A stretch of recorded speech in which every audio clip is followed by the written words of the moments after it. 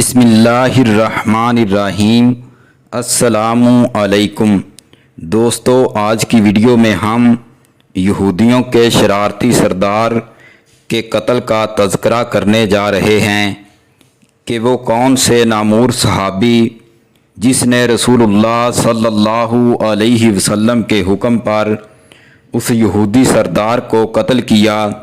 لہٰذا ویڈیو کو سکپ مت کیجیے، مکمل ویڈیو دیکھیے۔ حضرت جابر بن عبداللہ انصاری رضی اللہ تعالی عنہ بیان کرتے ہیں کہ اللہ کے رسول صلی اللہ علیہ وسلم نے ایک دن صحابہ سے فرمایا، کعب بن اشرف سے کون نپٹے گا؟ وہ اللہ اور اس کے رسول کو ستائے جا رہا ہے۔ اس پر محمد بن مسلمہ انصاری رضی اللہ تعالی عنہ کھڑے ہوئے اور عرض کیا، اے اللہ کے رسول صلی اللہ علیہ وسلم، آپ پسند فرمائیں تو میں اسے قتل کر دیتا ہوں۔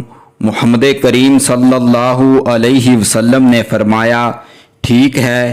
محمد بن مسلمہ رضی اللہ تعالی عنہ نے کہا، مجھے یہ بھی اجازت دے دیجئے کہ کچھ ایسی ویسی باتیں بھی کر لوں۔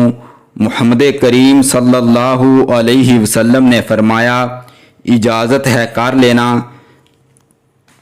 محمد بن مسلمہ رضی اللہ تعالی عنہ کعب بن اشرف کے پاس آ گئے اور اسے کہنے لگے، یہ شخص محمد کریم صلی اللہ علیہ وسلم آئے روز ہم سے صدقہ مانگتا رہتا ہے، ہمیں تو اس نے تھکا مارا ہے۔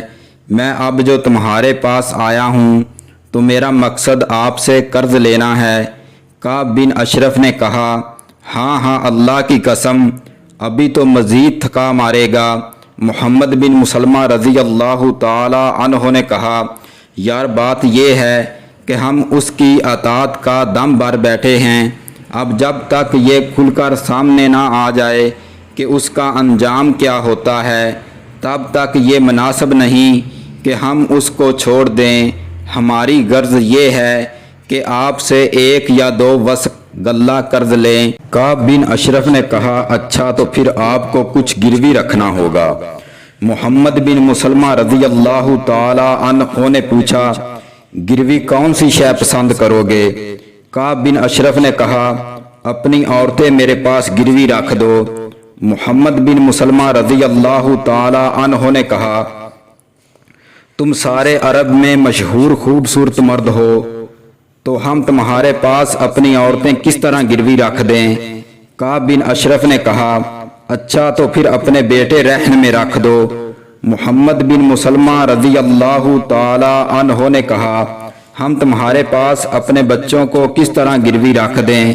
کل کو کوئی انہیں گروی کا تانا دے ڈالے گا کہ 1 یا 2 وسق پر اس کو گروی رکھا گیا تھا، یہ تو ہمارے لیے حد درجہ بے غیرتی ہوگی۔ ہاں البتہ یہ ہو سکتا ہے کہ ہم تمہارے پاس اپنے ہتھیار گروی رکھ دیں۔ اس کے ساتھ ہی محمد بن مسلمہ رضی اللہ تعالی عنہ نے کعب سے دوبارہ ملنے کا وعدہ کیا اور رات کے وقت اس کے پاس پھر جا پہنچے۔ اب ان کے ہمراہ ابو نیلہ رضی اللہ تعالی عنہ بھی موجود تھے۔ یہ کعب بن اشرف کے رضائی بھائی تھے۔ انہوں نے کعب کے قلعے کے باہر کھڑے ہو کر آواز دی۔ کعب بن اشرف باہر نکلنے لگے تو بیوی نے کہا، اتنی رات گئے کہاں جا رہے ہو؟ اس نے کہا، یہ تو محمد بن مسلمہ رضی اللہ تعالی عنہ اور میرا بھائی ابو نیلہ رضی اللہ تعالی عنہ ہیں۔ بیوی نے کہا، مجھے تو یہ آواز ایسی لگتی ہے جیسے اس سے خون ٹپک رہا ہے۔ کعب نے کہا، عزت دار آدمی کو اگر رات کے وقت بھی نیزہ بازی کے لیے بلایا جائے تو وہ نکل پڑتا ہے۔ محمد بن مسلمہ رضی اللہ تعالی عنہ اور ابو نیلہ رضی اللہ تعالی عنہ کے ساتھ ابو عبس بن جبر، حارث بن اوس اور عباد بن بشر رضی اللہ عنہم بھی تھے۔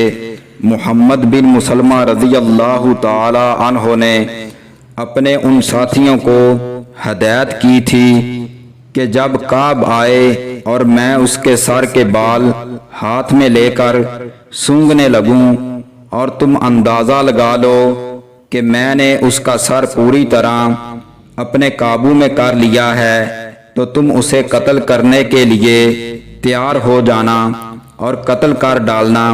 اب کعب چادر لپیٹتے ہوئے باہر آ گیا، اس کے جسم سے خوشبو کی مہکیں اٹھ رہی تھی۔ محمد بن مسلمہ رضی اللہ تعالی عنہ نے دیکھتے ہی کہا، آج کس قدر عمدہ خوشبو آ رہی ہے، اس سے بڑھ کر میں نے آج تک نہیں سونگھی۔ کعب بولا، میرے پاس عرب کی وہ عورت ہے جو ہر وقت خوشبو میں لپٹی رہتی ہے، حسن و جمال میں بھی اس عورت کی کوئی مثال نہیں۔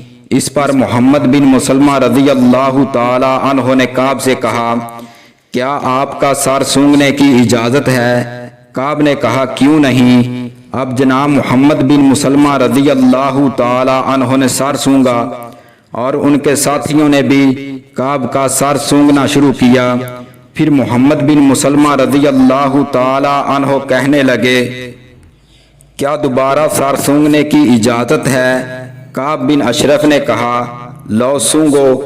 اب جب محمد بن مسلمہ رضی اللہ تعالی عنہ نے کعب کو پوری طرح اپنے قابو میں کر لیا تو اپنے ساتھیوں کو اشارہ کر دیا کہ تیار ہو جاؤ۔ ساتھیوں نے کعب کو قتل کر ڈالا۔ اس کے بعد یہ نبی کریم صلی اللہ علیہ وسلم کے پاس حاضر ہوئے اور آپ صلی اللہ علیہ وسلم کو واقعے کی خبر کر دی۔ کعب بن اشرف بڑا مالدار یہودی تھا، شاعر بھی تھا، قلعہ نما محل میں رہتا تھا۔ مدینے سے چند کلومیٹر کے فاصلے پر اس کا قلعہ تھا، اس کے کھنڈرات آج بھی موجود ہیں۔ یہ شخص شعروں میں اللہ کے رسول صلی اللہ علیہ وسلم کی شان میں گستاخیاں کرتا تھا، الغرض اس کی خباثتوں کی انتہا ہو گئی تھی، چنانچہ اللہ کے رسول صلی اللہ علیہ وسلم نے اسے قتل کروا دیا۔ اسی طرح صحیح بخاری میں ہے کہ بنو قینقاع کو بھی، جو مدینے میں رہنے والے یہودی تھے، جلا وطن کر دیا۔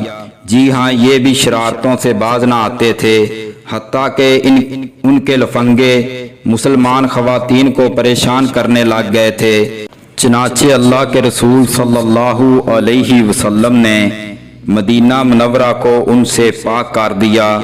ان شریر یہودیوں کی جلا وطنی اور کعب بن اشرف جیسے موذی کے قتل کا فائدہ یہ ہوا کہ باقی یہودیوں کی شرارتیں وقتی طور پر تھم گئی۔